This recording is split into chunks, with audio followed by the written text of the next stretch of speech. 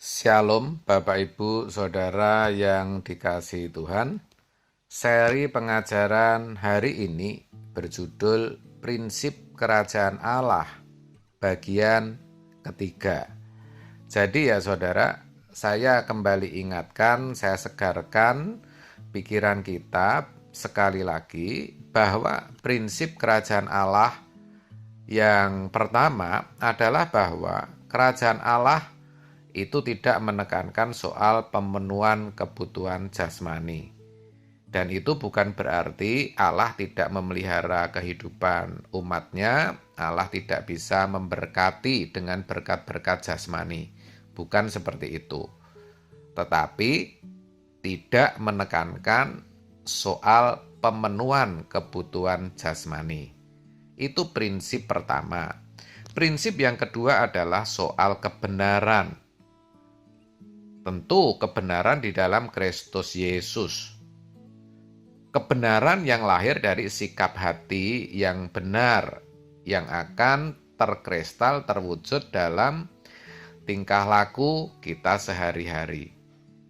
Saudara, keduanya sudah saya jelaskan sebelumnya. Hari ini kita sampai pada prinsip kerajaan Allah yang ketiga, yaitu damai sejahtera. Roma 14 ayat 17 masih menjadi ayat perenungan kita.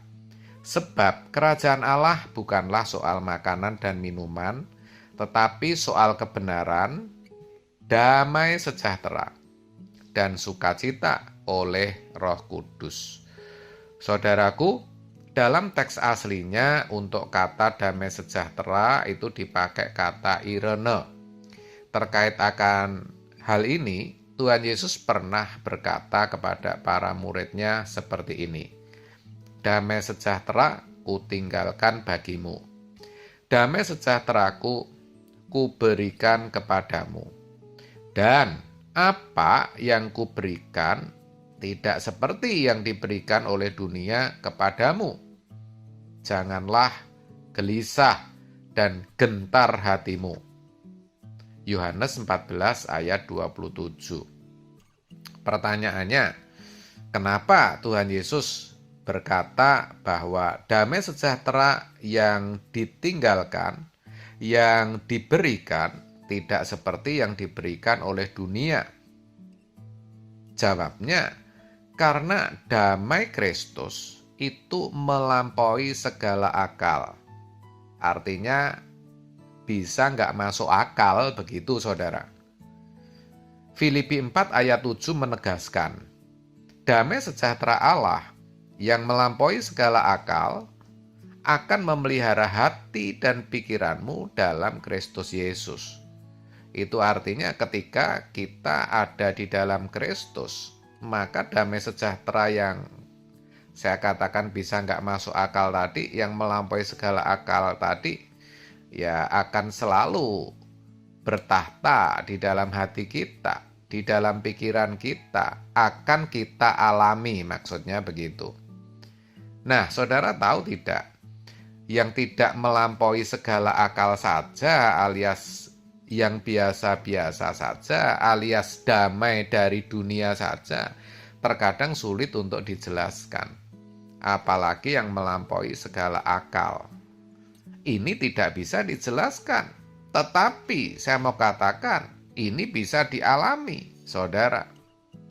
Jadi, damai Tuhan itu luar biasa. Makanya kita tidak boleh merasa lengkap dan damai dengan sudah mempunyai ini dan itu, sudah mencapai ini dan itu. Nggak boleh, saudara. Kenapa nggak boleh? Karena dengan merasa damai oleh harta benda duniawi, berarti kita sedang memberhalakan sesuatu. Iya, karena kita bisa dibahagiakan oleh sesuatu itu. Sebab orang yang mencintai dunia berarti menyembah iblis, saudara. Itu harus kita tahu. Kita harus bisa membedakan yang namanya keinginan dan kebutuhan. Ini bedanya tipis, saudara. Punya keinginan tentu tidak salah. Tidak salah. Tetapi apabila kita berkata, "Datanglah kerajaanmu," maka berarti keinginan kita harus disalibkan. Itu harus, tidak ada pilihan. Lalu keinginan Tuhan harus disalin, harus dikenakan dalam hidup kita. Apabila kita tidak bisa membedakan yang namanya keinginan dan kebutuhan, hidup kita bisa kacau, rusak, saudara. Harus jujur, kita sering gagal di sini. Kenapa? Sebab kita semua belum sempurna dan masih harus terus belajar. Saudara, saya beritahu ya, iblis memberi apa yang manusia ingini. Tetapi Tuhan memberikan yang terbaik, saudara. Pertanyaannya, pilih mana? Pilih mana, saudara? Ya pasti sebagian besar kita akan menjawab pilih yang terbaik, yang dari Tuhan, begitu kan? Tetapi bagaimana dengan kenyataannya? Dalam praktek hidup sehari-hari, kita lebih memilih yang kita ingini. Ingat sekali lagi saudara, bahwa iblis itu memberikan yang kita ingini.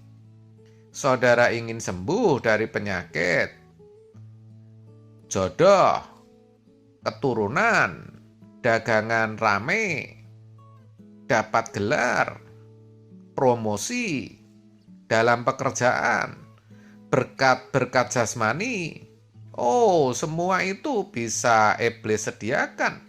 Bahkan dengan cepat, dengan instan, ya. Sepertinya doa saudara cepat terjawab tuh. Ya. Ingat, iblis pernah tawarkan itu semua kepada Tuhan Yesus di padang gurun. Tetapi walau Yesus lapar dan ingin makan tentunya, tetapi Yesus menolak. Dia lebih memilih memperoleh yang terbaik, yang dari Bapa. Lah kita faktanya lebih suka yang sesuai keinginan kita dan secara cepat, saudara. Ya, kita nggak sadar bahwa berkat-berkat lahiriah itu bisa juga berasal dari si jahat, saudara. Maka tadi di atas saya katakan sepertinya doa kita cepat terjawab. Nah, padahal bisa jadi itu bukan berasal dari Allah. Doa kita belum nyambung, saudara. Ya, yang dengar si jahat, yang dengar iblis, saudara. Nah, karena yang diminta keinginan diberi. Nah, yang sering tidak kita sadari adalah bahwa damai atau kebahagiaan yang dihasilkan dari keinginan kita itu bersifat semu, tidak permanen dan tidak kekal, saudara. Betul, karena itu bukan berasal dari Allah. Damai itu bukan dari Allah. Ya.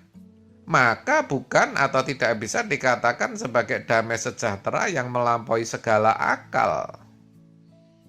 Buktinya, ketika apa yang sudah kita peroleh yang merupakan hasil keinginan kita tadi hilang, ya saudara,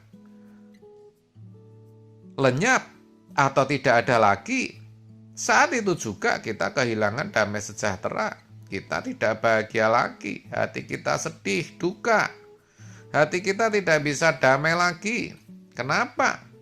Karena kita mendasarkan damai kita kepada hal-hal lahiriah, saudara. Ketika mobil penyok karena kecelakaan, ya kita kehilangan damai sejahtera. Orang yang kita kasihi mengecewakan kita, usaha yang kita rintis bertahun-tahun hancur, anak yang kita besarkan berani dengan kita memberontak. Nah, kita tidak bisa damai, saudara. Kita nggak bisa bahagia, hati kita nggak bisa tentram, tenang. Kita tidak bisa mengalami kerajaan surga. Pertanyaannya, apakah saat ini saudara sedang seperti itu? Nah, mari saudara, kalau jawabnya ya, berarti ada yang salah, saudara. Saudara belum mengalami damai sejahtera Allah, karena saudara memiliki dasar yang salah.